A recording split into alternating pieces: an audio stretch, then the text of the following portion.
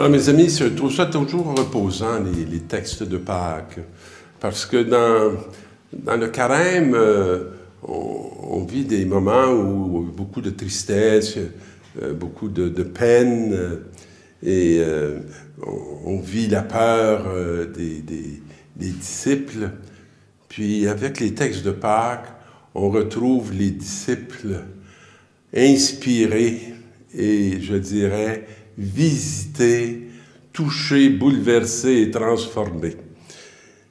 Puis, ils deviennent capables, sans peur, d'affirmer la vérité, comme ça fait du bien. Et nous avons dans la première lecture là, tout ce témoignage de Pierre qui parle à la foule et qui est là debout avec les autres, les 11 apôtres. Alors, c'est l'unité. C'est l'unité. On ne laisse pas parler tout seul. Des fois, dans notre Église, on se laisse parler tout seul. On ne fait pas nécessairement corps, on ne fait pas nécessairement un. Mais là, on sent que l'unité est accomplie dans cette rencontre de Jésus-Christ. Alors, et là, il explique vraiment le mystère du salut, puis il n'a plus peur de ce qui va lui arriver. Parce qu'il n'y a rien de mieux qui peut lui arriver que ce qui lui est arrivé. Alors,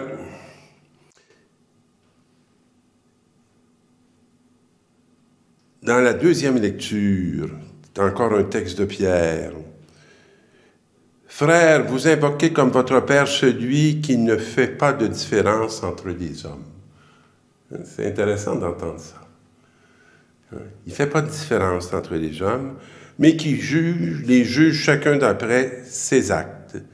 Alors, vivez donc pendant votre séjour sur terre dans la crainte de Dieu, dans l'attente de ce que Dieu va accomplir. Moi, ce qui m'habite, c'est que je vois des impasses, des situations qui semblent inextricables. Et j'aime toujours dire à Dieu, je regarde ce que tu vas faire avec ça. Comment tu vas tirer du bien de ce mal?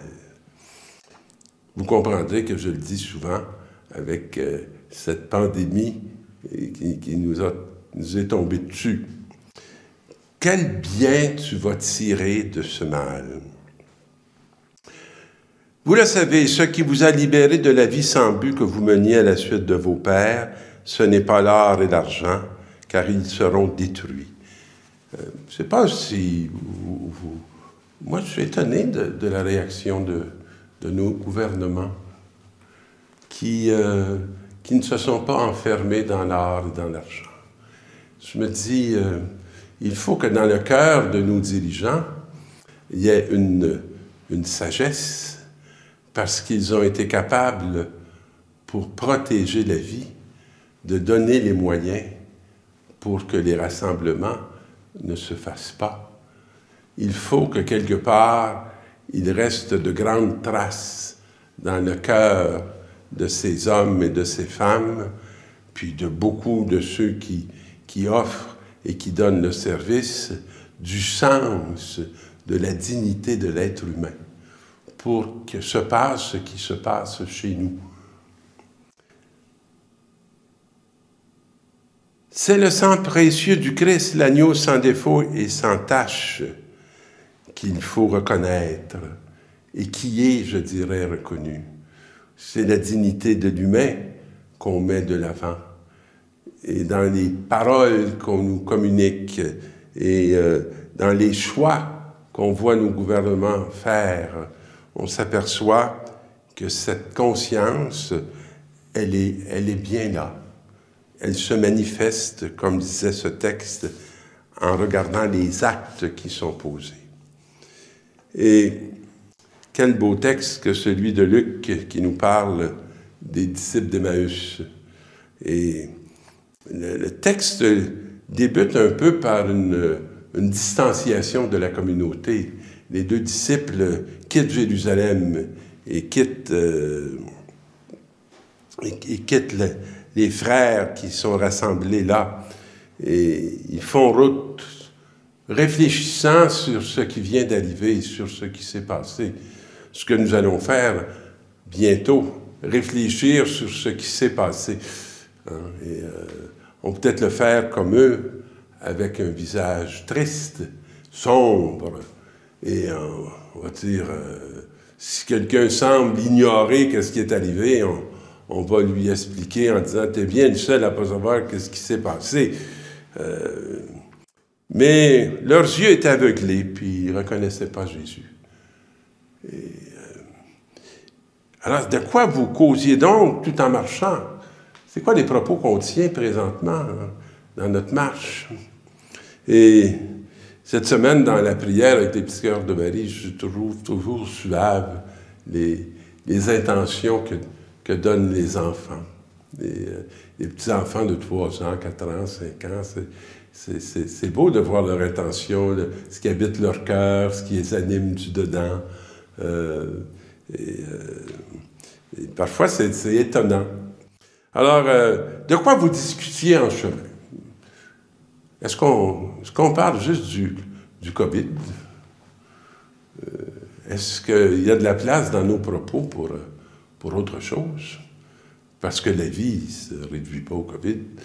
Et ce que nous vivons, souvent, on peut dire, nous avons une qualité de vie étonnante parce que nous passons ensemble l'épreuve. Alors, ce sentiment que nous avons de la responsabilité des uns et des autres. Alors Jésus va se mettre à les écouter. Alors, l'écoute, ça demeure un excellent moyen d'ouvrir la communication, je dirais de préparer la communion, de passer à autre chose, puis d'être attentif pour voir ce qui est en train de surgir, de sortir de tous ces temps de confinement. Et ils vont faire route jusqu'à un moment bien précis. Lui, il va faire semblant d'aller plus loin. Mais il faudra aller plus loin. Il ne faudra pas s'enfermer dans une réalité qui va devenir passée. Alors, eux, ils vont lui dire, « Reste avec nous, car le soir vient et déjà le jour baisse. » On sent qu'il y a quelque chose qui se termine. Le soir vient et le jour baisse. Et il entra pour rester avec eux. Le don de la présence. Et il advint comme il était à table avec eux. Il prit le pain. Est-ce qu'on va offrir tout ce pain qu'on a reçu, qu'on a partagé, qu'on s'est donné, et l'ayant offert, il le rompit et le partagea. Et leurs yeux s'ouvrirent. Il y a une façon pour nous de reconnaître la présence du Seigneur. C'est sur la vie partagée, sur la vie offerte. Puis on va avoir un grand bilan à faire sur toutes les vies offertes.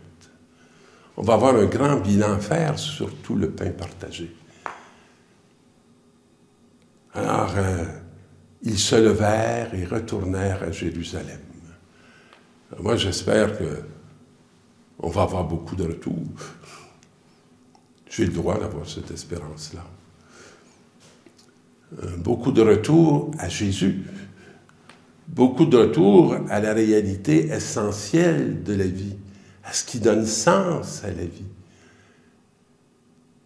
J'aime toujours entendre des histoires où j'ai entendu dernièrement que des dauphins étaient revenus dans les eaux de Venise. J'ai hâte d'aller voir dans la rivière des Prairies si on a de nouvelles visites. J'ai hâte de voir qu'est-ce que la nature va nous dire de sa joie et peut-être un peu de nos folies. Est-ce qu'on va prendre acte d'une situation qui va nous donner de pouvoir réfléchir parce qu'on a eu des conditions très exceptionnelles qui vont nous nous apprendre probablement une sagesse qu'on a perdue. Et ils retournèrent à Jérusalem. Ils retournèrent à la communauté, à la collectivité. Mais dans ce cas, on peut dire ils retournèrent à la communion.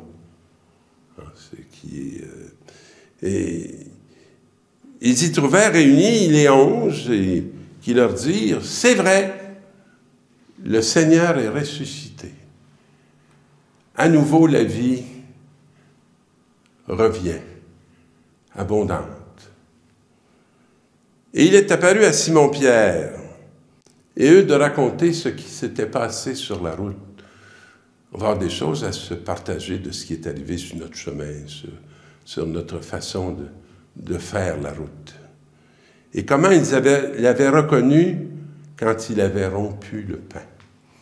Alors, mes amis, moi, j'ai bien hâte de pouvoir rompre le pain à nouveau avec la présence des communautés et de retrouver du mouvement, non pas tellement pour courir à droite et à gauche, mais pour retrouver ces présences qui sont chères à nos cœurs et qui sont chères pour que notre vie soit éclairée de la joie, de la communion entre frères et sœurs. Bonne semaine, bonne espérance.